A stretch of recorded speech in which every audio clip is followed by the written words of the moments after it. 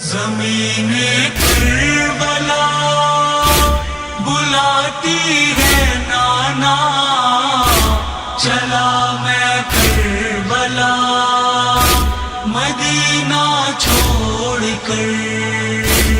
مدینے کے تقدس کو مجھے نانا بچانا ہے، ہمارا قتل کرنے پر یہ آمادہ زمانہ ہے۔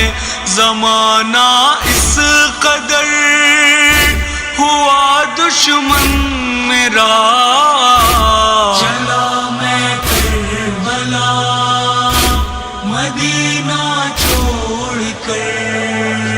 زمین کربلا بلاتی ہے نانا، چلا میں کربلا مدینہ چھوڑ۔ پھر چاند محرم کا نظر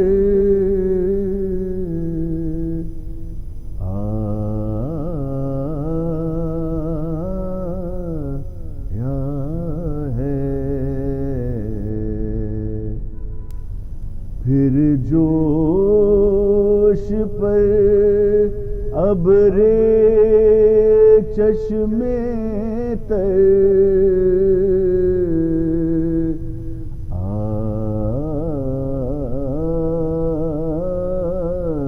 آیا ہے۔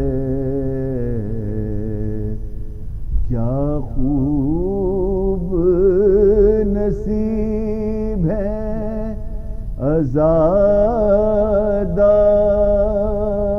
عزاداروں کے،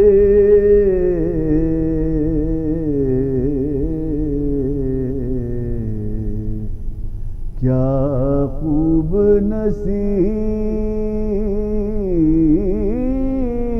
ہے عزاداروں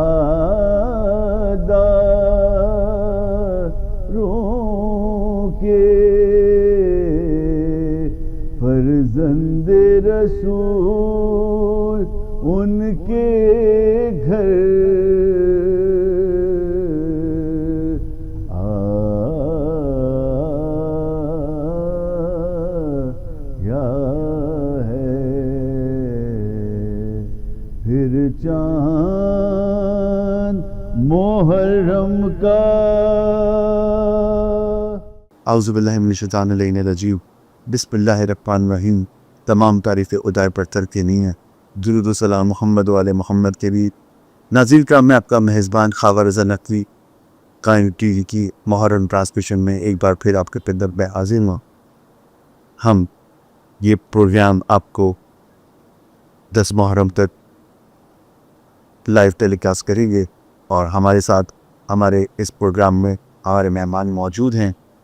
ہم مسلسل زمین کربلا کے موضوع پر بات کریں گے، اور ہم ان سے سوالات کریں گے، تمام کے لیے جانیں گے کچھ ایسے اہم سوالات زمین کربلا کو لے کر، اور ہم ان سے روشنی ڈلوائیں گے۔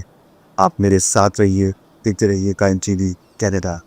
آئیے ہم چلتے ہیں، ہمارے ساتھ ہمارے اسٹوڈیو میں موجود ہیں مولانا احمد موصلی، جو کہ وہ مسلسل ہمارے اس پروگرام میں موجود رہیں گے، اور ہر دن ایک الگ سوال کے ساتھ ہم ان کے ساتھ حاضر ہو جائیں گے۔ آپ میرے ساتھ رہ کے۔ السلام علیکم حضور۔ وعلیکم السلام، کیسے خیریت سے؟ الحمدللہ۔ ہم سب سے پہلے امام کی بارگاہ میں تعزیت پیش کرتے ہیں، بے شک ایسے یہ چاند رات کا جو پروگرام ہے، ہم اس کے حوالے سے کچھ سوالات آپ تک لے کر آئے ہیں اپنے ناظرین کے لیے۔ کچھ پروگرام جو ہے وہ ہر دن کے حساب سے سوالات ہوں گے جو ہم چاہیں گے۔ زمین کربلا ہمارا جو موضوع ہے اس پروگرام کا، مسلسل ہم کسی پر بات کریں گے اور اسی کے حوالے سوالات ہوں گے۔ میرا سوال آپ سے پہلے یہ ہے کہ محرم کا چاند ہوتے ہی مومین کے دل مغموم ہو جاتے ہیں۔ میں سمجھتا ہوں کہ چاند تو بعد میں نکلتا ہے، اس سے پہلے ہی جیسے جیسے دن قریب آتے جاتے ہیں، 25 ذی الحجہ کے بعد سے جو ہے ایک سلسلہ شروع ہو جاتا ہے دل مغموم ہونے کا، کہ دن محرم کے قریب آ رہے ہیں اور ایام ایسا شروع ہونے والے ہیں۔ تو یہ خاص دن ہے، یہ کچھ اس طرح کی شبیں ہیں تو کیا اس میں کوئی امام کی کوئی روایت بھی ہے کہ دل مغموم ہونے کی کیا وجہ ہے؟ بسم اللہ الرحمن الرحیم. سب سے پہلے آپ کا بھی شکریہ, قائم ٹی وی کا بھی شکریہ کہ آپ نے اتنی خوبصورت ٹرانسمیشن میں مجھے دعوت دی اور اتنا بہترین موضوع کا آپ نے انتخاب کیا. اور اہل بیت اطہار کا شکر ہے کہ ہم اس موضوع پر کچھ بات کر رہے ہیں. ان کی اجازت نہ ہو, ان کا اذن نہ ہو تو ہماری کوئی حیثیت اور اوقات نہیں ہے کہ ہم ان کا ذکر کر سکیں. یہ بھی ذکر کا ایک طریقہ ہے کہ ہم ان کا ذکر کر رہے ہیں.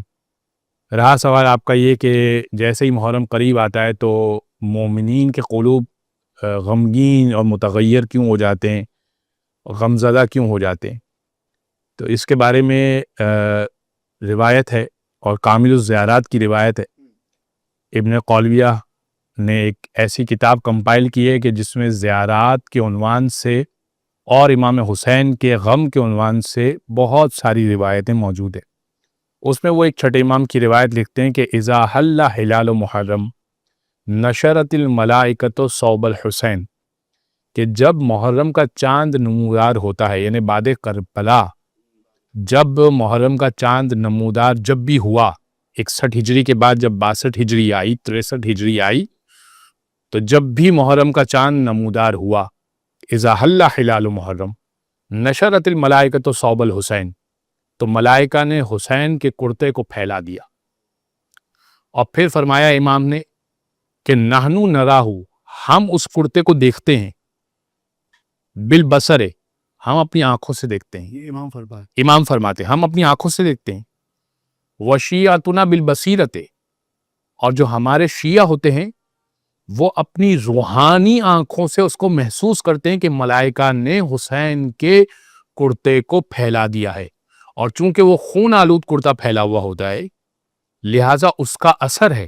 امام حسین کا خون آلود کرتا محرم کے چاند کے نمودار ہوتے ہی وہ پھیلا دیا ہے ملائکہ نے, تو مومنین کے دل پہ اس کا اثر آ جاتا ہے, لہٰذا اس کا دل مغموم ہو جاتا ہے, فوراً آمادہ ہوتا ہے کہ ذکر حسین کیا جائے. مرثیہ پڑھنے والا مرثیے کو تیار کرتا ہے, مجلس پڑھنے والا مجلس کو سوچتا ہے, اٹینڈ کرنے والا یہ سوچتا ہے کہ یہاں جائیں گے کہ یہاں جائیں گے, یہاں کے بعد یہاں جائیں گے. یہ جو دل کی کیفیت تبدیل ہونا شروع ہو جاتی ہے یہ امام حسین کے خون آلود کرتے کی وجہ سے ہوتی ہے. سبحان اللہ, سبحان اللہ. اچھا حضور, ہماری کیا ذمہ داری ہے عزائے حسینی کو مناتے ہوا؟ آج کل جیسے زمانہ ترقی کرتا جا رہا ہے اور میں یہ سمجھتا ہوں کہ اس کو بہت جدت بھی آتی جا رہی ہے, تبدیلیاں بھی ہوتی جا رہی ہیں, بہت ایک عزاداری میں سے ہو کم ہوتی جا رہی ہے. ہمیں کیسے محرم کے ان ایام کو جس میں مسلسل سوگ ہے, اس میں غم ہے, اس کو کیسے ہونا چاہیے؟ کیسے اماموں کی کیسے یہ سلسلے تھے, یہ بعد کربلا جو یہ محرم کے ایام تھے وہ کیسے گزارے تھے؟ وہ جو اہل بیت دیکھیں ایام عزا کو اس انداز سے منانے کی کوشش, میں نہیں کہوں گا کہ اس انداز سے منانا چاہیے کیونکہ ہم منا نہیں سکتے جیسے اہل بیت نے منایا. امام سجاد تو پانی کو دیکھ کے گریا کرتے تھے, کٹے ہوئے گوشت کو دیکھ کے گریا کرتے تھے, ہم نہیں کر سکتے یہ کام. لیکن اس انداز سے تو منانے کی کوشش کریں کہ جس انداز سے سادگی برقرار رہے اور غم و حزن کی کیفیت برقرار رہے. ہاں بے شک کہ آپ اچھے سے اچھا کھلائیں امام حسین کے نام پر, اچھے سے اچھا لاؤڈ اسپیکر رکھیں تاکہ لوگوں تک پیغام مجلس کا پہنچے, اچھے سے اچھا قالین بچھائیں تاکہ لوگ مطمئن ہو کے بیٹھیں, اچھے سے اچھا کولر لگائیں تاکہ لوگ گرمی سے پریشان نہ ہو, عزادار گرمی سے پریشان نہ ہو, پانی کا اہتمام کریں, سب کریں. لیکن یہ پورے اہتمام کو دیکھ کر کوئی غیر یہ نہ کہے کہ یہ شاید جو ہے کوئی فیسٹیول ہو رہا ہے, یہ شاید کوئی ان کے یہاں کوئی اچھی کوئی تقریب ہے, کوئی جشن کا ماحول ہے, کوئی خوشی کا ماحول ہے.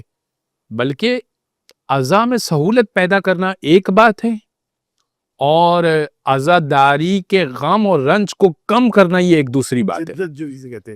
اس کو کم نہ کریں.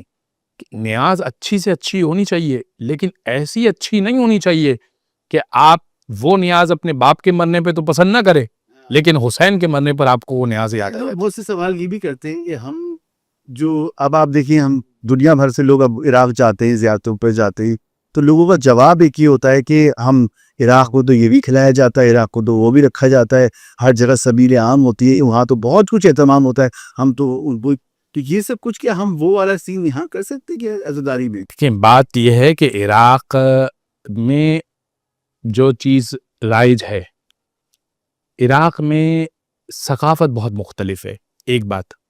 دوسری بات ان کی خوراک بہت مختلف ہے. مثال کے طور پر وہ پورا سال بھی سبزی نہیں کھاتے.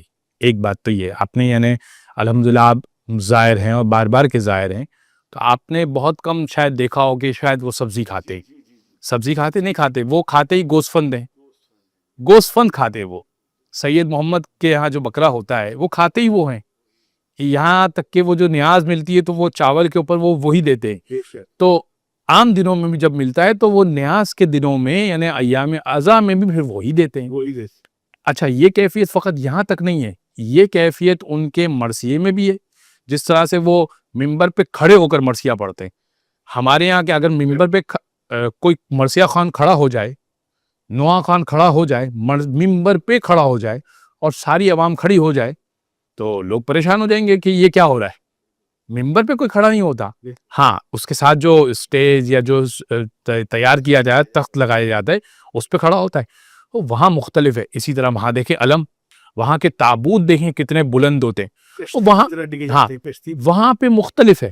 تو کچھ عزاداری ثقافتی بھی ہوتی ہے، لہٰذا وہاں پہ وہ غم کی کیفیت ہے، وہ غم کی کیفیت وہاں ہے، یہ غم کی کیفیت یہاں ہے. لہٰذا یہاں پہ جو غم کی کیفیت ہے اس کو مینٹین رکھا جائے بر صغیر میں، وہاں اس حساب سے. بہت بہت شکریہ، آپ نے بہترین جواب دیا ہمارے ناظرین کے لیے. میں آخر میں یہ چاہوں گا کہ محرم کا چاند اہل بیت اطہار کس طرح دیکھا کرتے تھے بعد کربلا؟ کیا کوئی خاص روایت ہے اس میں بھی کوئی روشنی ڈالے؟ اہل بیت اطہار کے ہاں جب چاند محرم کا نمودار ہوتا تھا، محرم تو اس کے بعد اب تک ظاہر ہے کہ ہر اسلامی سال آتا ہے اور ہر دفعہ محرم آتا ہے. تو خاص امام رضا کی روایت بھی ہے کہ میں نے اپنے بابا کو کبھی نہیں دیکھا کہ جیسے محرم کا چاند آیا ہو اور میں نے اپنے بابا کو محرم میں مسکراتے ہوئے دیکھا. ہمارے لیے مشکل کام ہے، بہت مشکل کام ہے. ہو سکتا ہے یہ کیفیت ہم مجلس کی حد تک برقرار رکھیں، مجلس کے باہر پھر شاید ہم کسی دوست کی بات پر مسکرا جائیں، بات کر لیں، ہنس دیں.